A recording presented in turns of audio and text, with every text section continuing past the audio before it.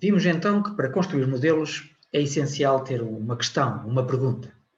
Mas para além de ter uma questão, uma pergunta, é essencial também desenvolver uma certa forma de olhar o mundo. E é isso que eu vou tentar explicar, que forma é que devemos olhar para o mundo que nos rodeia. Temos então dois ingredientes que eu considero essenciais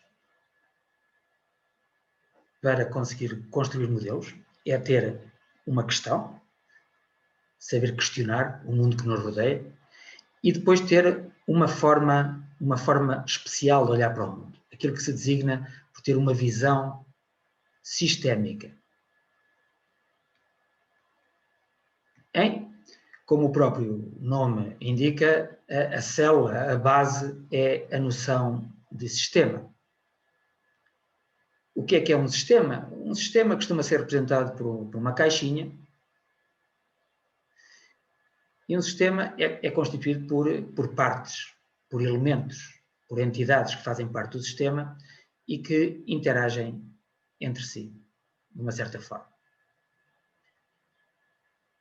Este sistema está inserido num ambiente em que recebe influência, ou seja, recebe inputs desse ambiente e também afeta o ambiente, ou seja, gera outputs que vão alterar o ambiente. E este sistema tem um propósito implícito ou explícito. Por exemplo, um exemplo de um sistema, uma pessoa. Um sistema, uma pessoa, é constituída por órgãos, cada órgão tem células, etc. E qual é o propósito? O propósito é sobreviver. Por exemplo, o ISEL também é um sistema constituído por elementos, alunos, professores, salas de aulas, etc., e que tem um propósito que é ensinar, cumprir uma função social. Uma floresta é constituída por árvores, a internet é constituída por computadores, sistemas everywhere. Nós, de facto, ao desenvolver uma visão sistémica, devemos desenvolver essa capacidade de olhar para o mundo através de uma lente em que vê sistemas em todo lado. E um sistema é constituído por partes, ou seja, um sistema é constituído por partes, mas o próprio sistema também é uma parte sempre de um sistema maior. Por exemplo, olhando para o sistema, uma pessoa é constituído por partes, como já vimos, e cada parte pode ser considerada ela própria um sistema. Sei lá, o coração é um sistema, o fígado é outro sistema. Porquê? Porque o coração também é constituído por partes, é constituído por uma aurícula, um ventrículo, outra aurícula, etc. E por sua vez, se eu fizer zoom aqui, esta aurícula é ela própria um sistema que é constituída por partes, células, etc., que comunicam entre si, etc. E se ainda posso fazer zoom, etc. Ou seja, um sistema é constituído por partes e essas partes são sistemas que são constituídos por partes e assim sucessivamente. E no sentido contrário é a mesma coisa, ou seja, o homem é um sistema, mas é uma parte também ele próprio de um sistema maior, porque nós, de facto, vivemos em sociedade e por isso temos outros homens que se relacionam connosco e esta sociedade está inserida no planeta Terra, está inserida no universo. Ou seja, de facto, temos sistemas dentro de sistemas, dentro de sistemas, dentro de sistemas. Temos, no fundo, um sistema onde o ponto de partida é o universo e depois temos sistemas, dentro de sistemas, dentro de sistemas, como se fossem aquelas bonecas russas, as matrioscas.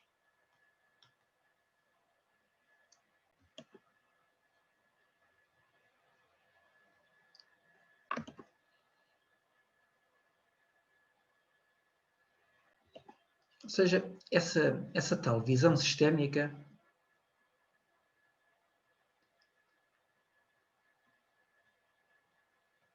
pode ser caracterizada por 4 atributos, 4 qualidades que a mente humana tem quando olha para o mundo e que deve desenvolver. As iniciais D, S, R, P, em que D significa fazer distinções. É uma faculdade humana muito básica que todos temos. Quando olhamos para um cão e para um gato, sabemos que um cão não é um gato. Quando olhamos para partes de um sistema, um coração e um fígado, sabemos que são distintos. Quando olhamos para diferentes células, são distintas. Ou seja, a nossa capacidade de, quando olhamos para o mundo que nos rodeia, fazer distinções. Depois, a capacidade de ver, de ter a visão de sistema, ou seja, em que um sistema é constituído por partes, e também esse próprio sistema é uma parte de um todo. Ou seja, aquilo que disse há pouco, ou seja, um sistema é constituído por partes e ele próprio faz parte de um sistema maior que tem outras partes. Depois, estabelecer relações. Ou seja, estas relações em que as partes se relacionam entre si a diferentes níveis.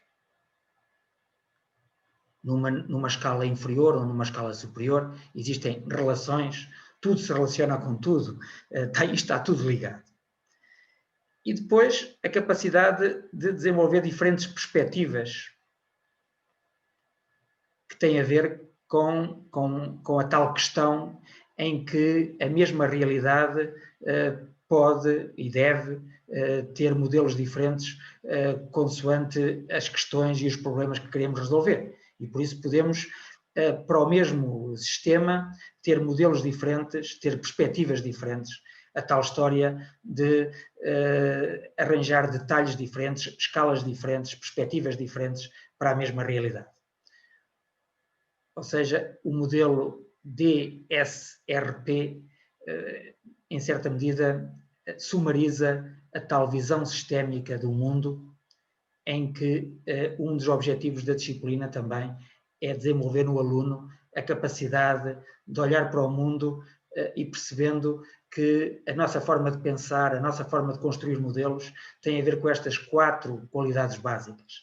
A capacidade de nós fazermos distinções, de vermos que o todo é constituído por partes e que esse mesmo todo faz parte de um todo ainda maior, é uma parte também.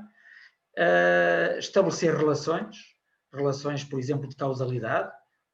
Uma variável, uma parte afeta outra parte, que afeta outra parte e que eventualmente esta outra parte pode afetar a primeira, deixando de ser claro qual é a relação de causa e efeito. Ou seja, uma galinha põe um ovo, ok? A galinha é a causa do ovo, mas o ovo também é a causa da galinha e, por conseguinte, temos aqui ciclos de feedback em que a relação de causa e efeito fica pouco clara ou mesmo impossível de estabelecer. Relações e, no fim, perspectivas em que, de facto, se não formos guiados por uma questão específica, não conseguimos construir modelos. Temos que ter uma certa perspectiva que é dada pelo problema que queremos resolver e que, evidentemente, sobre o mesmo sistema podemos ter diferentes questões que obrigam a ter diferentes modelos. E é no fundo, isto a visão sistémica.